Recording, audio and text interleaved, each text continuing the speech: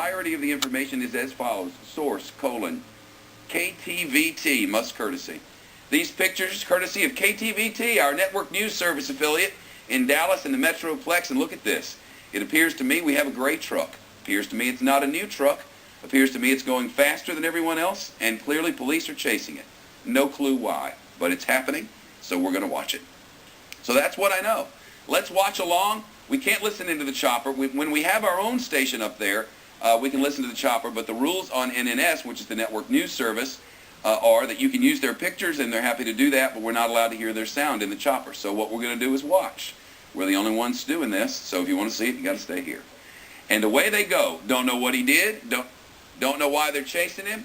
Don't know anything. Jonathan Hunt, do you know anything? I don't know any more than you do, Shep. Well, then I'm excited to see this going on. You keep it there. All right, then. If you don't, go find out something. I'll find something out for you. Find something. Go up to the desk and ask for Tim Gone.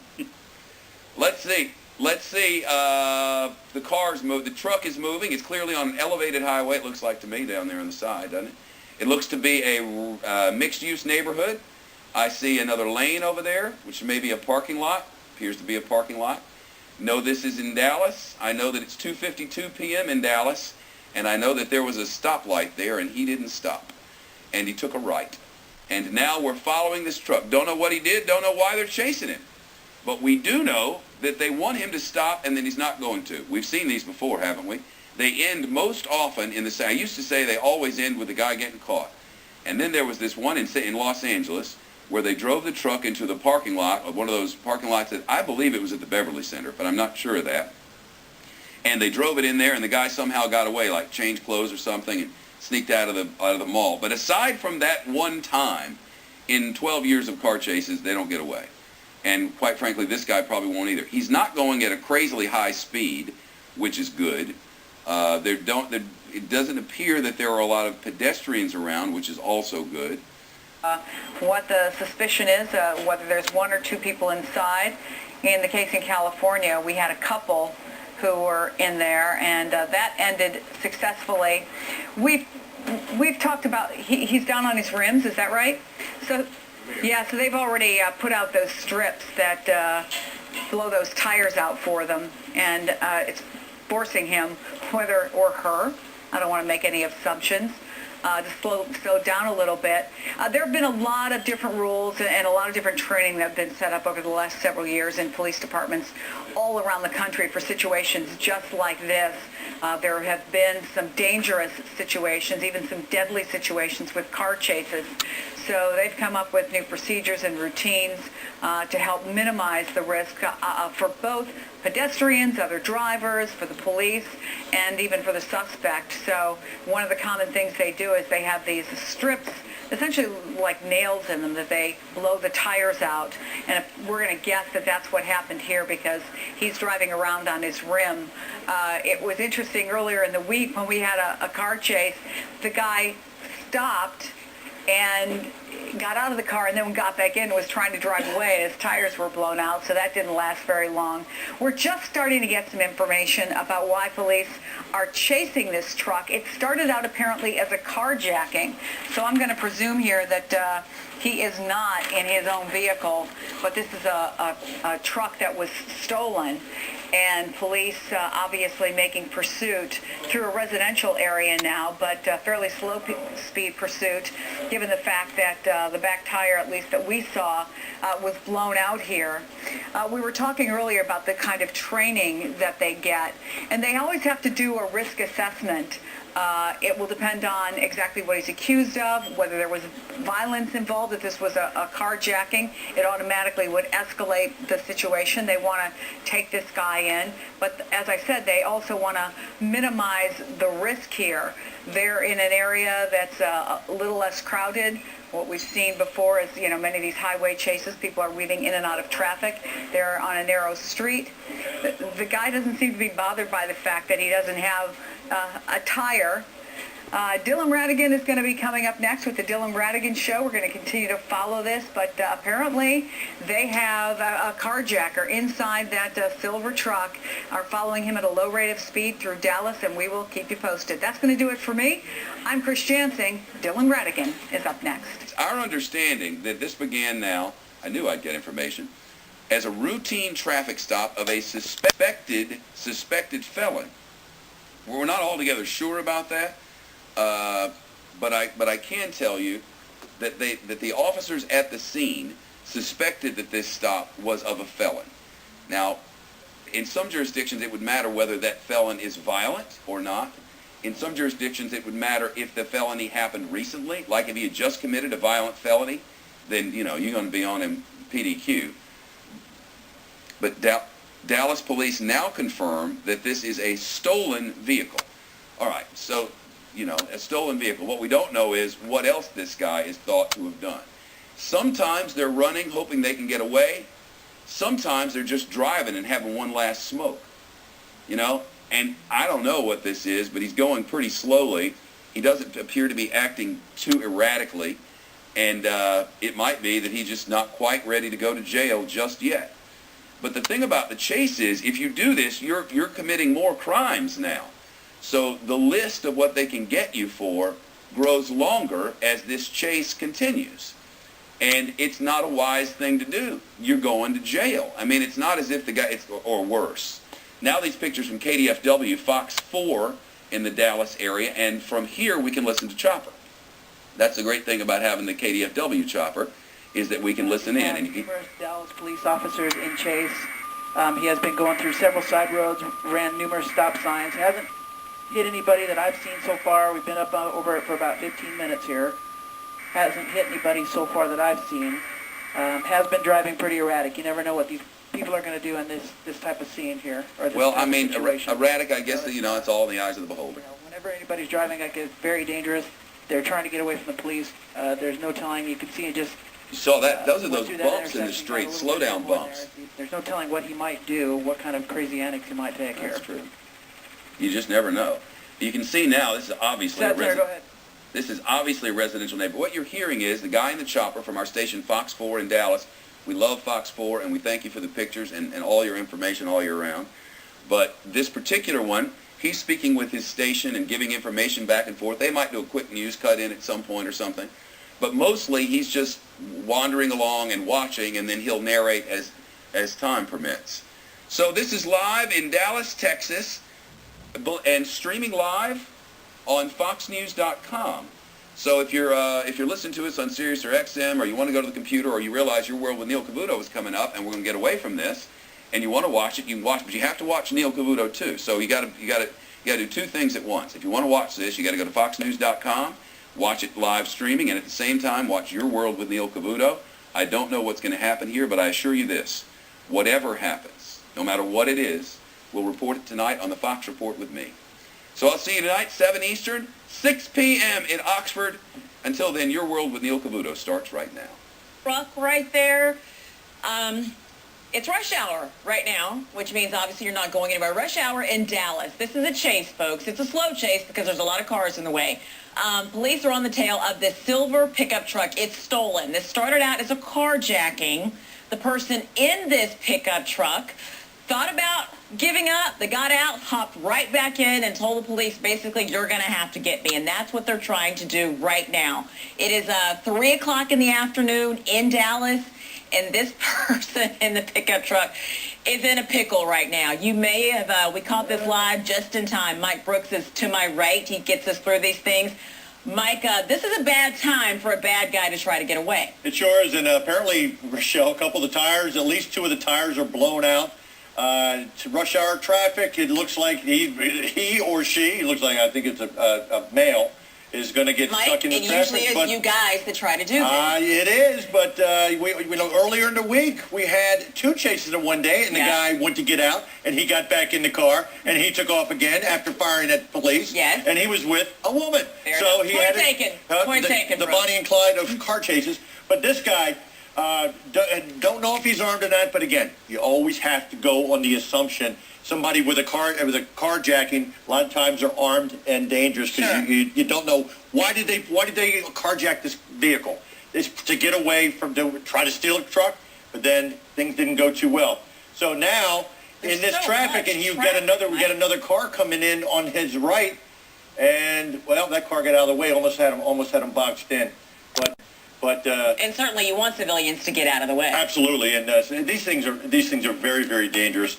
As I said, we've had a number of law enforcement officers killed in the last number of years. Well, he's on the rim right there. Yep, he was on the rim on his right rear tire is totally gone. It's hard to see. It looked like one of the tires on the other car on the other side was gone. So he's not going to be able to get up to a high rate of speed with a vehicle like that. But we've seen him, Rochelle, run on a number of flat tires before. But we can tell you now, I'm hearing, Mike, it's been going on for about half an hour now. Looks like he's getting back on to the freeway, which is certainly not what you want. We've actually lost sight of it. Wish we could tell you what freeway this is in Dallas. You know, there's a lot of freeways. It could be 35. It could be 45. Right. There's 635. There's a number of freeways in Dallas. We don't know which one this is. We've lost sight of it. When we see it again, I need you to be looking for a silver pickup truck. Right. Is what police are trying to get to. It's a stolen vehicle that started out as a carjacking. It's 3 o'clock in the afternoon now in Dallas. This has been going on since 2:30 in the afternoon in Dallas. And police are trying to get up to that truck right there. The backside is on a rim. Looks like another tire might actually be flat. Don't know if this person is armed and dangerous, but if you're the kind of person that's going to carjack someone in broad daylight, you clearly are a dangerous person. absolutely. Clearly. And you see the vehicles trying to catch up to him. And some people always say, well, Mike, why do they run? Who knows why these people run? Because they think they can get away. With a helicopter, there's no way. They are usually always caught. We saw one last year. Yeah, They panic, do. plain and simple. And they just decide, well, I'm going to run from the police. And as we said, Rochelle, this guy looked like he was going to give up. But then he got out, and then he decided he wasn't, got back in the car, and took off again. Sometimes, too, Mike, it seems like they're trying to buy time to get rid of whatever they may have in the vehicle with them. We've seen that happen time and time again. And we saw that earlier this week where somebody threw something out of the car. We weren't able to say exactly what it was, but this was after firing at law enforcement. We don't believe that this guy has exchanged any rounds with law enforcement. Mm-hmm. It's just right now, I don't want to say just, but it's a carjacking. Don't know if it's armed carjacking or not, but they have been in pursuit of this guy now for a little bit over a half an hour. And he's not going that fast. So law enforcement, they're probably looking for a place where they could possibly do a pit maneuver. Do they know who this guy is? We don't know. But there's always, when you have a chase, if they have any information, there's always parallel investigation going on during the time of the chase. But this guy looked like fairly remote, cars getting out of the way. It's not going that. They're not going that fast. And do explain that, Mike, because sometimes I know people sit at home and they think, I don't know why the police officers don't just floor it and get this guy when they know they can, but it's not always a matter of just speeding up and catching the guy. Explain why they keep their distance sometimes. No, you want to make sure that you're going to be safe. And if you believe this person is armed, it looks like... You're trying to see the signs, too. Yeah, I'm trying to see the signs. I can't catch it, Mike. I'm trying. You don't want to put, as an officer, you don't want to put yourself in a position where that person can be at a tactical advantage to you. So even sometimes people say, oh, why don't you just use a pit maneuver? Mm-hmm. Sometimes you wind up in a bad position after the pit maneuver. And a lot of times, looks like he's getting off of the interstate again now, Rochelle. And a lot of times after somebody can try pit maneuver, you're in a bad position, and you don't know how a car, especially with at least one tire, we see he's running on the rim on his right rear tire. You don't know how it's going to react. Now, it looked like he had no traffic in front of him. Then he got off on this ramp, and now he's back in traffic again. So, and one of the other things, too, again, this is coming from our affiliate, HLN affiliate WFAA out of Dallas, is where is this person going? Does a person, a lot of times, will try to get back to an area that they're familiar with, where they know the roads. And that's the big thing. Do they know anything at all about this guy who performed this crime? We don't know. But sometimes they're just driving, Mike, right? Sometimes they're just driving. They do. And I'm amazed that he has this much control, but it's a rear wheel and not a front wheel that's flat. So just again, it does make a big difference riding on that rim, but you can't get too much acceleration with just riding on the rim, especially with if it's a rear wheel drive, so and he's getting further and further away from the highways. He is, and going very, very slow, but But there's usually a plan. There's usually a coordinated plan on how they're going to, if they decide to go ahead and do some kind of maneuver, there's usually a plan from the police helicopter with the ground units. You know, what they're doing right now, we don't know. And even if we knew, we wouldn't know, because you always have to think, could possibly the person in this car could have some kind of satellite radio and listen to what we're doing. So we always have to be very careful of what we say too, Rochelle. Getting a little more difficult to see him because he's not on the freeway. He's on the streets now. Some of these tall buildings are getting in the way. But clearly the police are still on his tail. But you hate to see him being on the streets now. He's there's pedestrians that can be in the way. Right. You see that right rear wheel starting to smoke now. Sure. So we've seen other chases too, Rochelle, where the wheels, the rims have started to smoke and set the car on fire. It happens. We've seen that happen too. This looks like I'm trying to think where this is. Some of these buildings look familiar. Clearly some sort of commercial area. Yeah, it looks like almost condominiums, perhaps. It's almost North Dallas to me. But it can't be. Situations like this is when people start to fly through intersections as well. This type of situation is extremely dangerous. Very much so, and you know. Some people say, well, why don't you get a unit in front of them and put out, spike strips? And that's a great idea, but sometimes it's not. There's not a place to do it. You can't get units out in front of the guy fast enough because you don't know where someone's going to go. And with the surface traffic, looks like someone. Mike, he doesn't have a shirt on. No shirt on. My goodness. Yeah, it's kind of sitting back. You hate to see that. Yeah, no, you do, and you never know too what's going through this person is. You don't even know if he's sober. Sometimes. Yeah, exactly. Could be altered mental status. Could be someone under the influence of alcohol, drugs. You just don't know. But it looks like just one wheel out. I thought one of the other tires had blown out too. But right now, Rochelle, it looks like just the right rear wheel is out. And another piece of information, Mike, I've been able to find out from my producer. We're hearing that this vehicle, the silver pickup truck, riding on a rim. We're hearing that this suspect, allegedly took this vehicle at knife point. Okay. Knife point, just to give you an idea of what police know that they're dealing with. Well, whether it be a gun, whether it be a knife, it's still someone who's armed, and you still have to consider them armed and dangerous. And again, we talked about the mental status of someone like this. You just don't know. And but not going at a high rate of speed like we see because probably, most likely, because of that right rear wheel that has blown out, and driving on the wrong side of the road now, cutting through intersections. Going through intersections again. This is probably about 45 minutes ago, and it's 3 o'clock, beginning rush hour in the Dallas-Fort Worth area. So again, still very, very dangerous. And this is the third chase that we've seen this week. And the other two were in the Los Angeles area, and this one in Dallas. It's not in Houston, which is your old stomping grounds, which we've seen a number of times. And these are the situations where police, like you said, they don't want to speed up the situation. They don't want to escalate it any more than it needs to be. They let him set the pace as opposed to making him feel like he needs to go any faster, be any more dangerous than it already is. Exactly, and that we. All right. Mike, I want you to keep an eye on this. Absolutely. We're gonna bring update people on another situation, another breaking story of the day. We will definitely keep you updated on that chase. Also, we need to know. I know some of you were frustrated we had to go to commercial. I assure you, we still kept an eye on it. You didn't miss anything significant. Fortunately, I know this is dangerous. Nobody was harmed. Nothing happened. He did not hurt anybody in the process of this chase. Still riding on a rim. This is a silver pickup truck you're seeing. The focus of this chase, it is stolen.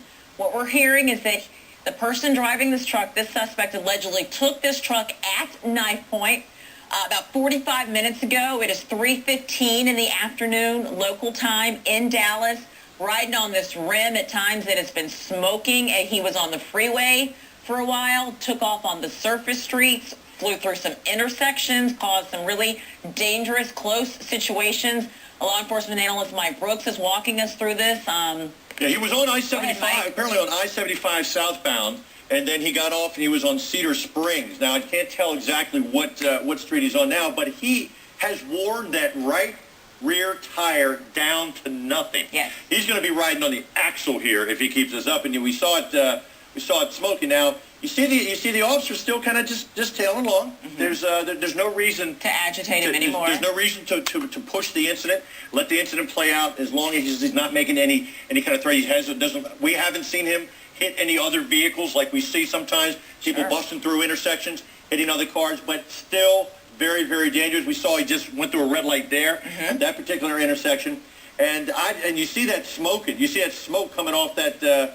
Off the metal. It's got to be red hot. And loud in that car. If you've ever ridden on a rim, it's just loud. And it's not, and it's hot in Dallas at this time of year. And you see him with the window down, no shirt on, look like he's got some tattoos on his arms. Law enforcement may know who this guy is. Right. They may know who he is. We don't know if he has any kind of criminal past, but we do know that he did carjack this vehicle at Knife Point. Now, almost had an accident right there. Looks like there's nobody in the car with him, Mike, from what we can see. And this is the closest we've seen the police car so far. Earlier, right before we brought this to you, the information we had was that he did get out, and then he got back in. So he's had moments where he's thought about, it seems, giving up, and this is the closest we have seen law enforcement get. It is, and going very, very slow, just about 10 miles an hour or so. Now you see 2 units there, and I'm sure if they broaden it out, you'd see many more. But is he going to give up here? We don't know. As you said, he did initially, but then got back in the vehicle. But he cannot go much further, Rochelle, with this car the way it is. Mike, he's got the windows down. Could they be speaking to him, yelling at him? Oh, they could. If I were one of the officers, I'd be on the PA, telling him to pull over to stop. But he just keep on going, and almost looks like he's got his hand up to his head. I was trying to see if he was on his cell phone, but it looked like he's just got his hand up to his head. He was rubbing his head, no shirt on, and just because you don't know what's going through this guy's mind. But it does, as you said, he does look like he's in the car by himself. And law enforcement, that's just tailing right behind him. It almost looks like he's on the phone now. It looks like he's holding the something up to his right, his left hand to his right ear. So and staring with his right hand. And everyone on the other side can see exactly what's happening. Oh, absolutely. We're coming up to another intersection here. Looks like he does have the green light. We saw him just bust an intersection, go through a red light just a moment ago, but now back on the surface streets again. So just going along, probably a little bit slower than the speed limit, and you never know. He might be talking to police. There have been I was a hostage negotiator, and there was a number of times where we had somebody in a chase call in to law enforcement, and we got a negotiator on the phone with them. And it was and wound up being a negotiated surrender. So that's not out of the realm of possibility also. But there again you see at least 4, maybe 5 cruisers just following at a safe distance behind them. Okay, while they're following at a safe distance and trying to let this dangerous situation breathe, we're going to take you to a break. We're not going to miss anything. We'll be right back. All right. Please. All right, Victor, one of our viewers says he's watching this police chase and shaking my head. You know, Victor, I think a lot of people are shaking their heads and hoping this thing ends safely because these car chases are so dangerous, Mike. And I think sometimes people forget that. They get a rush by watching them, but they just don't realize how many things can go so wrong. We've seen so many times things go really wrong. And a lot of people say, well, why chase them? Well, there's a lot of departments, Rochelle, they have chase policies where if it's just from running a red light and then somebody starts to pursue the person and they take off, they will go ahead and just sometimes break off the pursuit. But when you have an armed carjacking or you believe that there's been a serious felony involved, they will chase you. And California Highway Patrol, I've got some buddies out there, and they said California Highway Patrol will chase you till the wheels fall off. Well, on this car, they chased him, and one of the wheels has fallen off already. It's already flat. And let's remind people, this person allegedly did take this silver pickup truck at Knife Point. This suspect is a carjacking suspect, a dangerous person. Mike, where is this? It's like he's pulled into a police station almost. Yes. It almost looked like a police lot. Because you saw the cruisers. At least a couple of... Oh, no, he just went through the fence. He's at an airport. It looks like some kind of an airport. Some sort of tower there. It sure was. Okay, we're going to try our best to figure out where this, He just where ran this suspect right is through taking a people. That fence. looks like a runway of some It sort. sure does. I wonder if it's a general aviation airport or what this is, because it looks like a little taxiway there. We're hoping it's not the big airport. No, Surely this is not DFW. DFW. No, but there you see the signs, and that's, I can tell you, he's in a restricted What airspace in now. the world? So he's now got federal charges on him now, entering a restricted area like this. This is called a SIDA area. Okay. For any kind of an airport, you cannot just enter this area at all. And now you see he's on a runway. Like, He's going across. I know you've never seen this. No, Okay. no, we definitely haven't. But they got a lot of area so you can run around in now. Let's remind people, this chase is going on about 50 minutes now. This is the Dallas area. At one point, he was right on 75 near downtown Dallas. He has somehow made it to a runway. We're going to try to figure out which airport this is. We know it's not the big airport. This is not DFW, but he has made it to some runway. At one point, he was on highways, he was on freeways, he was on surface streets, he was flying through intersections, never actually collided with anyone, but he flew through a gate. He was turning on to Dallas Love Field Airport property. This is the smaller airport. This is Love Field. This is Love Field. Yep, and it's Dallas Police Department is chasing him, but it is Love Field that he is on now. And they have picked up the pace, Mike. They're Yes, not they letting have. us breathe like they were before. They No. have picked up the pace. Because you don't know what this guy has and what he might have had on. We know he doesn't have a shirt on, but does he have more than a knife? We don't know. Was this where he wanted to go?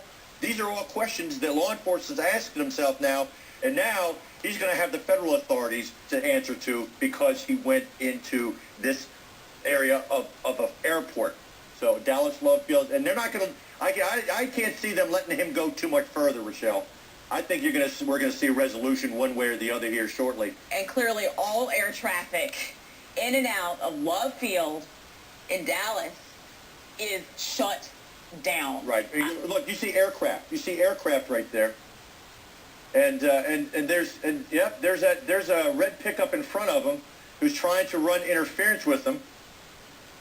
I see this coming to an end here shortly. Very quickly. Whose red pickup that is, I don't know. They've run him now into the grass area in between the taxiways and the runways at Dallas Love Field. And now they just did a pit maneuver, and he is trying to take off, but he can't get much traction. Now they're on him. So what happens now? You see officers going right up to him, weapons drawn, try to get him out of that car. They got the door open. He's putting up the struggle. They've got him down on the ground now and in custody. But you don't know what else he has inside that car, Rochelle. And as I said, they were not going to let this go much further on the property of an airport. That's for sure. I think they tried to see if he was going to come in quietly. But once you drive onto a runway, Mike, he went through that fence. There is no more letting him play this out himself. No, not at all. And we saw the police cruisers, him going past those police cars. And that's said, when we both what said, is that? where is he? And then he went through the fence, and then the officers there, I think they did a great job. The guy's got a pair of shorts on, no shirt, but once you step it up like he did, that was not, they weren't going to let him run around this airport, especially we saw him going past some aircraft. Mm-hmm. You talk about, he could have done some even more damage, Michelle, some serious damage. If there had been planes in the way. Absolutely.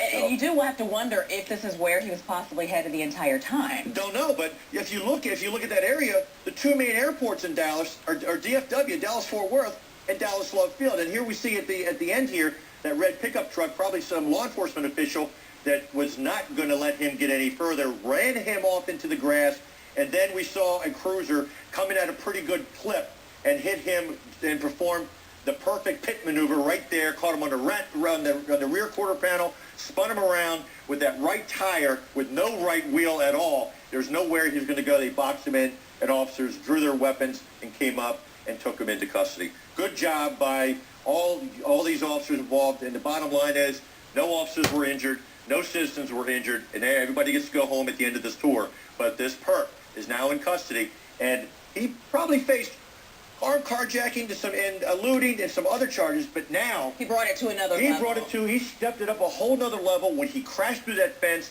and now he's facing federal charges, Michelle.